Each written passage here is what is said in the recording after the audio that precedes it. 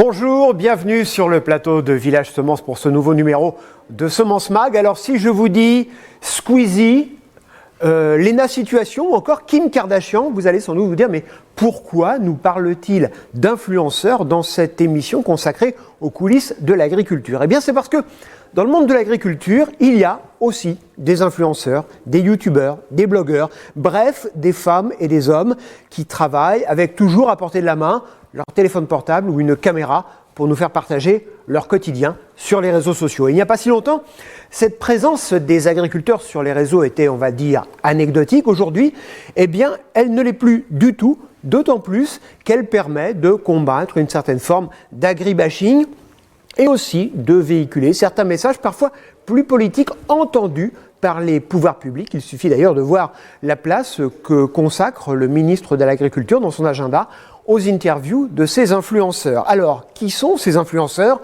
ces blogueurs? Quelle est leur démarche? Comment parlent-ils d'agriculture? C'est ce que nous allons voir avec nos invités qui, bien évidemment, sont à l'extérieur, chez eux, dans leur ferme. François Arnoux, bonjour. Bonjour. Alors, vous êtes, vous, en Vendée. On avait failli se voir l'année dernière au Salon de l'Agriculture, mais vous avez été une victime collatérale de la fermeture à cause du Covid-19, fermeture anticipée du Salon. Donc là, on est chez vous, dans votre exploitation en Vendée. Vous êtes descendu du tracteur il n'y a pas longtemps, hein? Oui, je descends du tracteur, en fait, et je vais y remonter très rapidement après. Parce qu'il fait beau et il y a beaucoup de travail. J'imagine. Étienne Fourmont, bonjour. Bonjour. Alors vous êtes dans la Sarthe et vous êtes agri-youtubeur, mais beurre, B-E-U-2-R-E. Voilà, c'est ça. C'est-à-dire que, alors je suis agriculteur avant tout, évidemment, avec mes vaches laitières, et je fais des vidéos sur YouTube. J'ai une chaîne YouTube qui s'appelle Étienne Agri-Youtubeur, et je sors une vidéo tous les dimanches matin.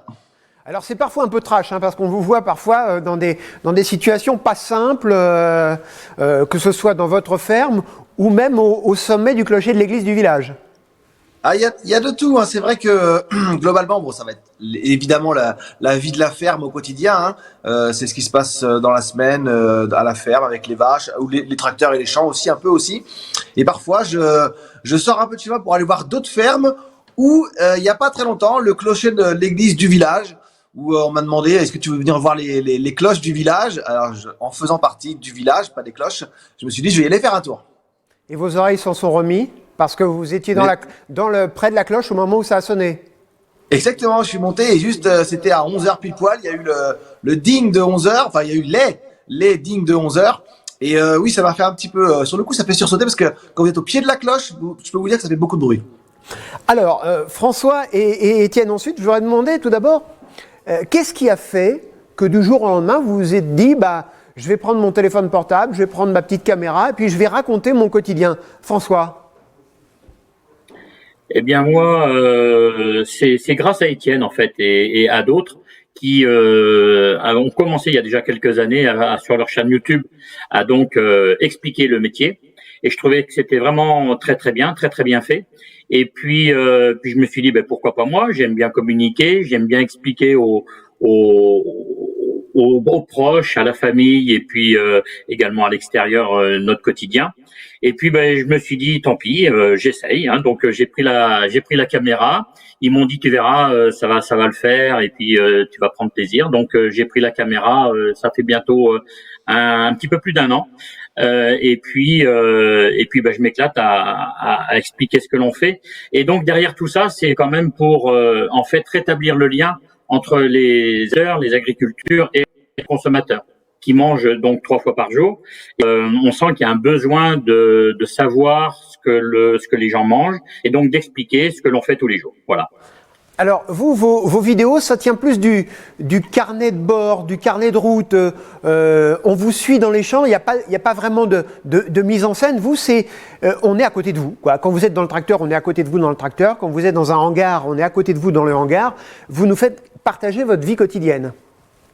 Ouais, alors j'ai pas encore franchi le pas d'avoir comme Étienne et d'autres la chaîne YouTube où ils font des reportages un petit peu plus longs. Bon, je dis que c'est par manque de temps, mais je crois que c'est aussi parce que j'ai pas encore pris le rythme. Et donc je garde un autre rythme en fait, c'est effectivement d'avoir le téléphone sous la main et puis de faire des petits flashs de 2 minutes, 2 minutes 15 parce qu'en fait c'est ce qui passe bien sur les réseaux sociaux. Et puis je fais de l'instantané en fait. Hein, donc voilà.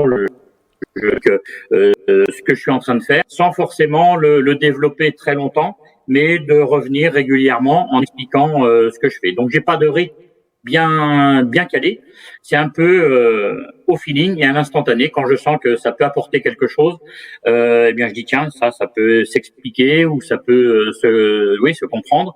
Eh bien j'interviens. Voilà, je fais une petite vidéo. Étienne, vous vous mettez en scène, clairement.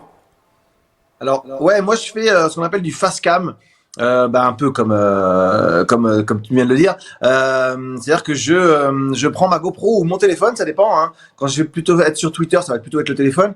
Et quand je vais sortir une vidéo sur YouTube, je vais prendre ma GoPro en fait, et je me mets face à la caméra et j'explique mon métier.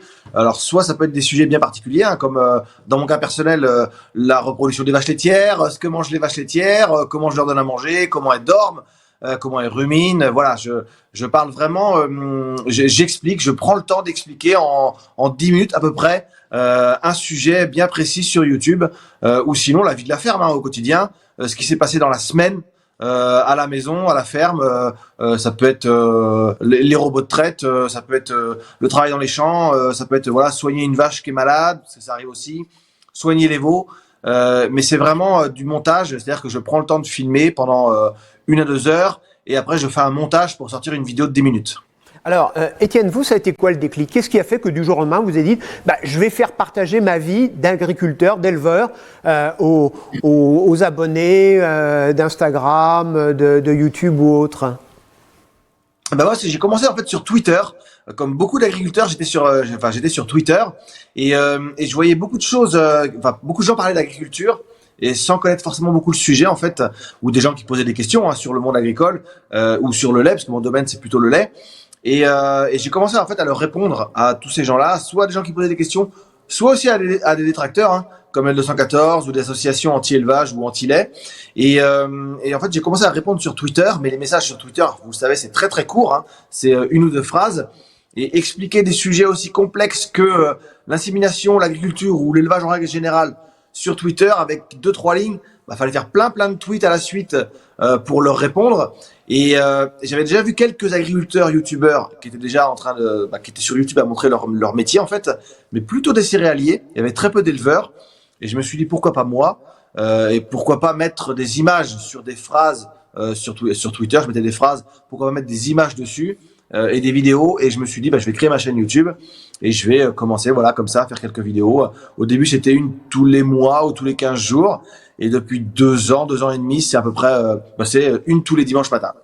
Et alors, votre démarche, elle est à sens unique, c'est-à-dire vous expliquez votre métier à destination du grand public, ou est-ce que vous répondez aussi aux questions, aux interrogations, parfois aux critiques du grand public? Non, c'est vraiment un échange. Alors, bien sûr, dans mes vidéos, quand je poste une vidéo, il n'y a pas d'échange dans la vidéo, hein, puisque j'explique ce que j'ai fait à la ferme dans la semaine. Mais je lis les commentaires quasiment systématiquement. Je réponds aux questions si je peux. Je prends des questions aussi sous les vidéos pour en faire des vidéos. Voilà. Je fais des lives aussi. Ça m'arrive de temps en temps de faire des lives le dimanche matin avec les abonnés pour qu'ils posent des questions en direct. Ça peut m'arriver une fois par mois ou une fois tous les 2 mois de lancer un live pour pouvoir interagir en direct avec les gens qui me suivent sur YouTube. Donc mais si j'essaie quand même d'avoir un échange avec les gens qui me suivent, avec la communauté, de créer aussi un petit peu une émulsion, hein, de créer une communauté autour de la chaîne YouTube pour pouvoir échanger et discuter avec le consommateur du métier d'agriculteur. Vous avez prononcé le mot magique pour tous les influenceurs, abonnés. Vous avez combien d'abonnés? Donc sur YouTube, j'ai 70 000 abonnés sur la chaîne YouTube, 20 000 sur Twitter et à peu près aussi 20 000 sur Instagram. Alors François, même question, vous, vos vidéos dans les champs en Vendée, elles sont vues par combien d'abonnés?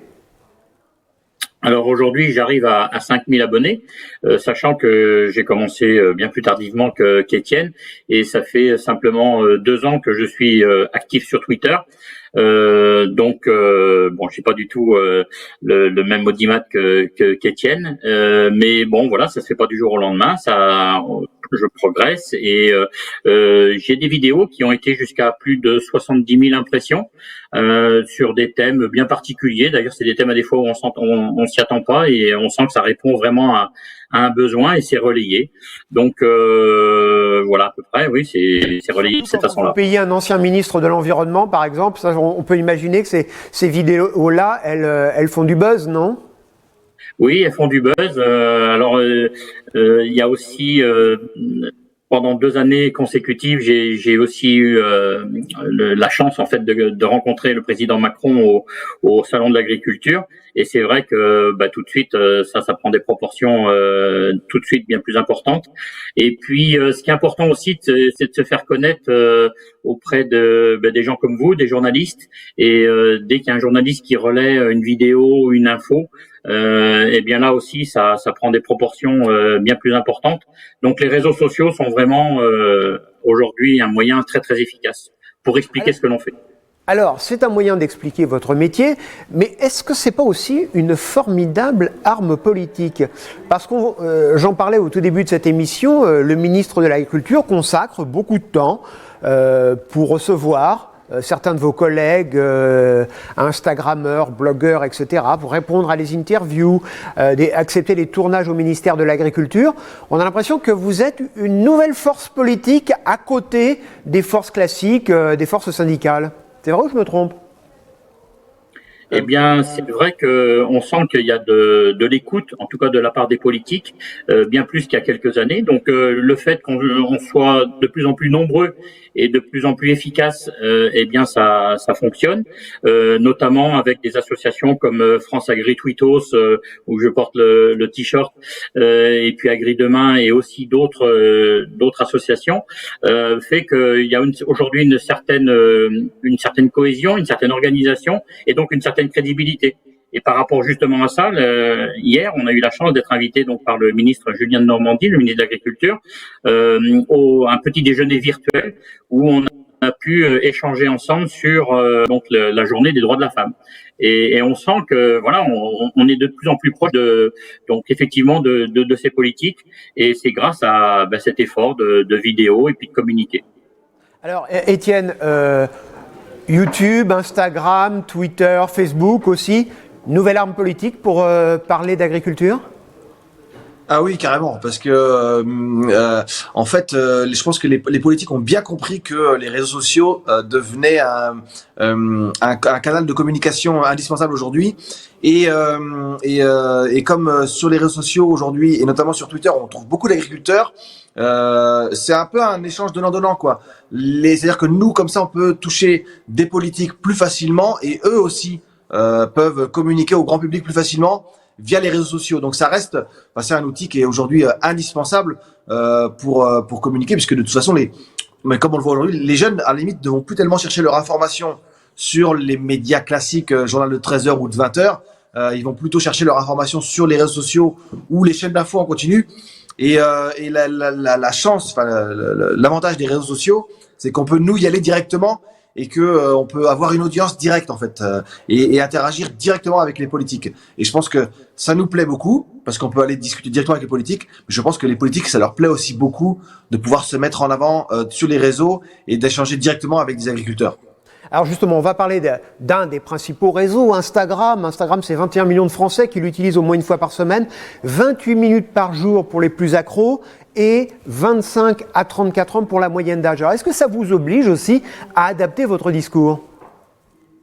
Ça surtout, non, pas à adapter mon discours, surtout à être très transparent en fait sur la communication que je peux faire sur les réseaux. Eh ben, je montre en fait, enfin moi je me suis rendu compte que les gens, s'ils voulaient apprendre ou connaître un sujet sur l'agriculture, ils allaient sur Internet et ils pouvaient avoir tout ce qu'ils voulaient sur Internet pour leur dire ce que c'était l'agriculture. Le problème, c'est que tout ce qu'ils pouvaient avoir comme information, ça venait pas forcément des agriculteurs. Et donc du coup, l'avantage d'Instagram, parce que c'est vrai que Instagram, vous l'avez dit, c'est un réseau plutôt jeune et très populaire. Ben, je préfère faire moi ma communication sur Instagram réelle de vraiment de l'agriculture. Alors dans mon cas d'un éleveur laitier français, montrer vraiment ce que c'est que la ferme, les vaches et utiliser Instagram mais comme Twitter et un peu YouTube, hein, pour démonter un peu les fake news qu'on pourrait avoir sur l'élevage ou sur le lait. On est obligé de montrer la réalité en fait, quand on montre vraiment comment ça se passe chez nous quoi. François Arnoux, vous disiez, moi je fais des vidéos qui durent 2 minutes, 2 minutes 30 parce que c'est clairement le temps de cerveau disponible qu'on a quand on regarde une vidéo sur YouTube. Est-ce que ça vous oblige à préparer ce que vous allez dire ou est-ce que c'est vraiment instantané, vous allumez la caméra ou le téléphone portable et vous y allez? Alors effectivement, il y a quand même un petit message de prévu dans ma tête au départ, mais c'est vraiment de l'instantané. C'est vraiment, je prépare pas plus que ça. C'est vraiment de l'instantané. Par contre, effectivement, je me fixe une ligne directrice pour dire voilà, j'ai envie de parler de ça dans cette vidéo, mais ça s'arrête là. Et sinon, je voulais rajouter, je rejoins complètement ce qu'a dit Étienne. C'est quels que soient d'ailleurs les réseaux, c'est le besoin de transparence. On a vraiment envie d'être transparent sur ce que l'on fait, parce que effectivement, quand on tape agriculture ou n'importe quel mot-clé, on peut avoir de tout sur Internet, mais le meilleur moyen, enfin la meilleure information, c'est quand même nous qui pouvons la donner, l'agriculteur. Et c'est ce que on sentait que c'était un petit peu injuste, parce que parfois il y avait quand même des choses qui étaient dites ou écrites qui ne correspondent pas à ce qui se passe réellement sur le terrain. C'est pour ça qu'en fait, on a envie d'être là et envie d'être transparent. Et est-ce que vous avez l'impression que le message arrive à passer quand vous expliquez votre vérité avec vos mots à vous dans votre exploitation? Bah écoutez, moi je suis céréalier en convention ou en raisonné plutôt.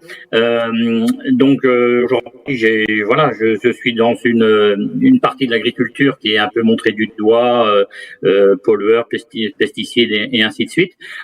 Donc j'ai tout intérêt à expliquer ce que je fais et à être très transparent. Et ce que je sens bien, c'est que effectivement les gens captent très très bien, ont envie, en redemandent. Donc c'est un échange qui se crée par rapport à ça. Et puis franchement, j'ai vraiment très très peu de réponses ou d'attaques. Ça se passe même plutôt bien, même très très bien. Ça veut dire que ce qui est fait est fait de façon positive, et n'amène pas de la haine ou des remarques négatives. Donc je continue sur cette voie-là. Même sur Twitter? Pardon. Ouais, même sur Twitter, ça se passe très très bien sur Twitter. Alors j'ai un principe aussi, c'est que si j'ai un ou deux tweets qui sont dérangeants, de ne pas répondre. Comme ça se calme tout de suite et souvent ça dépend qui, mais en général c'est pas très intéressant. Et puis on reste dans le positif. Alors, Étienne, vous le disiez, votre métier, c'est l'élevage. Est-ce que vous vous censurez? Est-ce qu'il vous arrive de dire, non, il y a certaines parts de mon métier que je ne vais pas montrer parce que j'estime que le grand public n'est pas forcément en mesure de comprendre ce que je fais? Alors non, pas du tout. Je pars vraiment du principe que tout est montrable et que par contre, si on montre quelque chose, il faut qu'on l'explique en fait. Donc j'ai zéro censure. J'adapte peut-être parfois mes pratiques, notamment un sujet très sensible qui est l'écornage des veaux, les bourgeonnages des veaux à la naissance à 15 jours, 3 semaines, où on va cautériser la corne du veau en fait, pour pas qu'elle ne pousse plus tard. Et c'est vrai que c'était une technique qu'on avait de mon grand-père, de mon père, où on cautérisait le bourgeon, la future corne du veau. Et je me suis dit à montrer, c'est vrai que c'est un petit peu violent. Et donc j'ai plutôt à adapter ma pratique pour que ce soit plus compréhensible par le consommateur, par le citoyen. Et donc aujourd'hui c'est anesthésie, c'est antidouleur, sauf que chose qu'on faisait pas forcément avant. Donc j'adapte mes pratiques, mais je pars du principe que de toute façon on peut tout voir aujourd'hui sur Internet. Donc si on va chercher, on va trouver. Donc il faut qu'on le montre nous, mais surtout le plus important c'est qu'il faut qu'on l'explique nous. C'est-à-dire que faut vraiment qu'on montre et qu'on explique notre façon de travailler aux consommateurs. Alors ça c'est en plus de votre métier d'éleveur. Le montage d'une vidéo, par exemple celle du clocher de l'église dont on parlait tout à l'heure, c'est combien de temps de travail en plus? Alors une vidéo, alors le clocher de l'église, c'était assez rapide parce que c'était entre guillemets facile puisque les cloches ne bougent pas comme les animaux. Mais en gros, on va dire que je filme pendant, ça peut prendre, alors je peux avoir 2-3 heures de vidéo sur la GoPro hein, que j'ai filmé voilà dans la semaine à la ferme. Et montage pour une vidéo à peu près qui font autour des 10 minutes, hein, entre 5 et 10 minutes, faut bien compter 4 à 5 heures de montage pour ces vidéos-là. Et vous, François? Du coup, moi, je passe beaucoup moins de temps parce que je suis vraiment sur l'instantané, donc je passe moins de temps. Ça fait beaucoup d'heures, mais le résultat, en tout cas, ce que fait Étienne et ses collègues sur YouTube, c'est vraiment super et c'est toujours bien expliqué. Bon, jusque là, je n'ai pas franchi le pas de passer autant de temps. J'ai très pris comme eux d'ailleurs sur la ferme, mais c'est sans doute une histoire d'organisation ou de volonté. Mais bon. Et puis je suis aussi moins jeune qu'eux, et c'est aussi pour ça que j'ai voulu communiquer, parce que je trouvais qu'il y avait beaucoup de jeunes, cette génération de 35-40 ans, et puis moi j'ai un peu plus de 50 ans, et je me disais que c'était aussi bien qu'il y ait des gens un peu plus vieux qui montrent qu'ils se sont aussi emparés des réseaux sociaux. Je dis ça parce que j'avais eu une petite remarque il y a quelque temps en disant t'es vieux pour être sur les réseaux sociaux. Mais je dis non, au contraire, il y a de l'expérience et je trouve que tout ça, c'est très complémentaire. Bon, enfin, vous dites plus de 50 ans, mais vous avez gardé votre âme d'enfant, si j'en crois, toutes les petites moissonneuses batteuses et autres tracteurs qui sont derrière vous. Une question aussi que je voulais vous poser à tous les deux. On parlait des influenceurs mode, je parlais tout à l'heure de Lena Situation, de Squeezie pour les jeux vidéo ou de Kim Kardashian. Et ces influenceurs sont en permanence, entre guillemets, dragués par des marques pour faire passer un message, montrer des choses. Est-ce que c'est votre cas aussi? Est-ce que quand on devient influenceur agricole, eh bien, on est dragué par un fabricant de tracteurs, par exemple, de moissonneuses batteuses ou que sais-je encore, pour mettre en avant des produits dans le cadre de l'exploitation? Étienne? Ouais. Oui. Alors, ça arrive de plus en plus. Hein. Je pense que les marques ont bien compris aussi le jeu des influenceurs sur Internet ou sur les réseaux sociaux. Hein, comment ça marche. Donc, ouais, des fois, j'ai des partenariats avec des marques pour faire des vidéos. Donc, forcément, c'est des vidéos rémunérées, hein, parce que je fais pas ça gratuitement. Donc, voilà, pour mettre en avant un produit. Donc, ça peut, voilà, il y a eu de tout. Hein. Ça peut aller du parage des vaches avec un labo vétérinaire, à des produits des clôtures. Après, quand on me propose un partenariat, je regarde toujours si ça m'intéresse, si ça peut intéresser ma communauté, si ça a un intérêt aussi pour moi sur la ferme. Je vais pas faire un partenariat avec je sais pas quoi, une marque de robots pour la cuisine, ça aurait aucun intérêt. Mais je regarde toujours le partenariat s'il a un intérêt autant pour moi que pour la marque et ma communauté. Voilà. Alors, petite question à tous les deux. Votre prochaine vidéo, il y aura quoi dedans? On commence par François. J'en ai fait deux. J'en ai fait une qui est dans les champs, et j'amène mon soutien en fait à Mac Lesguy et à Serge Zaka qui ont fait l'émission sur M6 la semaine dernière et qui, je trouve, du coup sur les réseaux sociaux qui s'en prennent plein la figure, donc par des idéologues surtout, et je trouvais que en fait ils avaient fait une très belle émission sur les différentes agricultures et que nous agriculteurs, eh bien on n'avait pas rebondi suffisamment pour exprimer notre soutien à ces gens-là qui ont fait vraiment des missions très objectives en prime time. Et donc j'ai fait une petite vidéo. Ce que vous avez fait, c'est la réalité. C'était vraiment du live et de pas opposer toutes les agricultures. C'est exactement ce que nous on souhaite. Donc vous l'avez très très bien fait. Donc c'est ça ma prochaine vidéo. Et puis j'en ai fait une autre là juste avant d'arriver, qui explique ce qu'on est en train de faire, justement de ramener de la matière organique dans les sols et comment on le fait pour justement préserver la qualité de nos sols. Notre outil de travail. Étienne, pour vous, la prochaine vidéo, ce sera quoi? Celle de dimanche prochain? J'en ai absolument aucune idée. Je suis désolé. C'est rassurant de nous dire ça. Oui, voilà, exactement. Parce que j'ai encore, pour l'instant, j'ai pas de sujets pour l'instant qui sont ressortis cette semaine. On n'est que mardi, donc j'ai encore un peu de temps. Mais je sais pas du tout ce que je vais faire. Peut-être ce sera un live, peut-être ce sera une foire aux questions pour répondre. Je demande aux gens de me poser des questions sur Instagram et j'y réponds sur une vidéo YouTube. Je sais pas du tout encore ce que ça va être. Bah écoutez, on se retrouvera dimanche alors sur les réseaux sociaux. François Arnoux et Étienne Faumont, merci d'avoir participé à cette émission ici en direct du plateau de Villach-Semence. Et puis à très bientôt. On se retrouvera chez vous avec micros et caméras. Au revoir. Merci beaucoup. Au revoir. Au revoir.